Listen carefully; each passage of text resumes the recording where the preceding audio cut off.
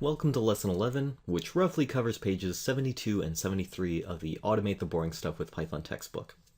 Right now, getting an error or exception in your Python program means that the entire program will crash. You don't want this to happen in real-world programs. Instead, you want the program to be able to detect errors, handle them, and then continue to run. We can make an error happen easily. So in a new file, enter the following. Def div42 by divide by. This will be a function that just returns the value 42 divided by whatever argument we passed in. We can call this here print div42 by divided by 2 divided by 12 divided by 0 and divided by 1. And I'll just save this as example.py, and I'll run this program. So we can see this has caused an error. This line worked just fine. It called div42 by, and it passed 2, so it returned 42 divided by 2, which was just 21. That got printed to the screen. Then we also called it by passing 12, so 42 divided by 12 returned 3.5. But then an error happened here when we passed in 0. 42 divided by 0 caused this zero division error. Computers don't really know how to handle dividing a number by a 0. So whenever that happens, it says, well, I don't want to continue running the instructions in this program because I've just come across this error that I don't know how to handle. So instead it crashes and terminates the program. That's why this function call never gets made, because the program crashed at this point. But you can handle an error with a try and except statement. Modify the program so that it looks like this. Try, colon, return 42 divided by divide by, and accept zero division error. That's this error's name right here, colon, print error, you tried to divide by 0. Now when we run this program, you can see it divides by 2, it divides by 12, it tries to divide by 0, which causes this error to happen, and it runs this code. And since there's no return statement, this function just ends up returning the none value, which gets printed here. And then the program continues on. It calls div42 by and passes 1 to it, so 42 divided by 1 is 42. And the program just ran to completion. It didn't have any sort of ugly error message that appeared. And this happens because when code in a try clause causes a zero division error, the program execution immediately moves to the code inside the except clause.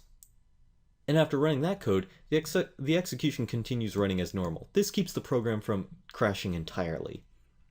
You can also have a simple except statement without specifying the type of error it catches, and it will catch all types of errors. Now, this code can be useful for input validation. Say I have a program where I enter the number of cats I own. It might look like this.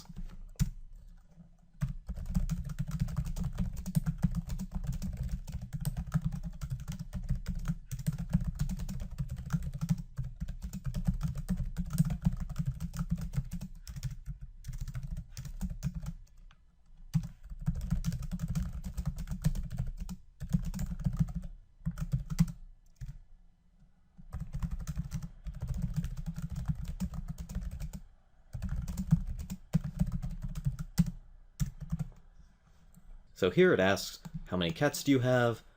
The user can type in how many they have. It's assigned to numcats.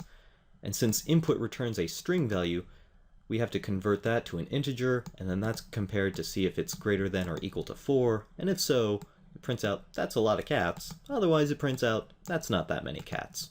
So let's run this program. How many cats do you have? I'll just enter 5. It says that is a lot of cats. Let's run that again. How many cats do you have? 0. That is not that many cats. There's a possible problem with this code though. The user can type in anything. They don't have to type in a number. So when I run this program, I could type in 6, and then that causes an error. This error happens because the string 6 assigned to the variable numCats is then passed to the int function, which is expecting a string that has numeric digits in it. Int works just fine if you have a string like 6, but as soon as you try to pass it a string that doesn't have numeric digits in it, like the word 6, then it causes a value error. So we can add a try except block inside here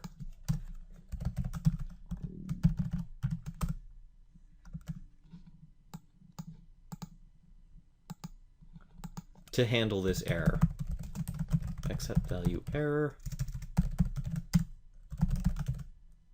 Print, you did not enter a number.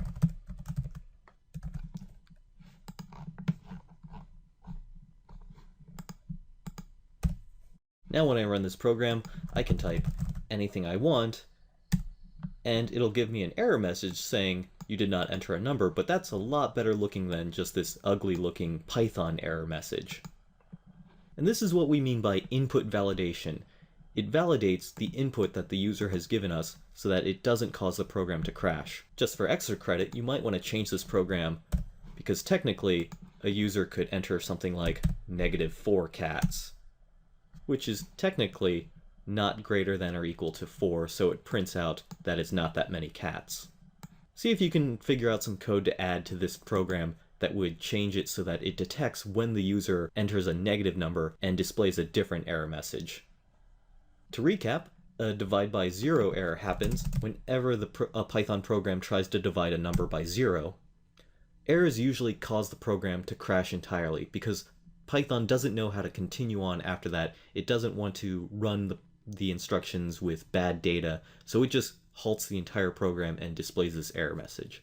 But an error that happens inside a try block will cause code in the except block to execute. That code can handle the error or display a message to the user or whatever you want it to do so that the program can keep going.